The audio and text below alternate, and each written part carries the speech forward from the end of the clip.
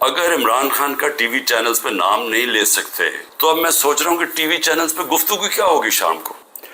میں اور بھی سوچ رہا ہوں کہ اس کا مطلب مریم نواز کی تو اب تقریریں دکھائی نہیں سکیں گے کیونکہ اس کی تقریر ہی ختم ہو جائے گی اگر اس میں عمران خان کا نام نہ ہوا. یعنی اس طرح سے کیا ملک میں کیا لوگ اتنے بیوقوف ہیں کہ اگر آپ یہ نہیں کریں گے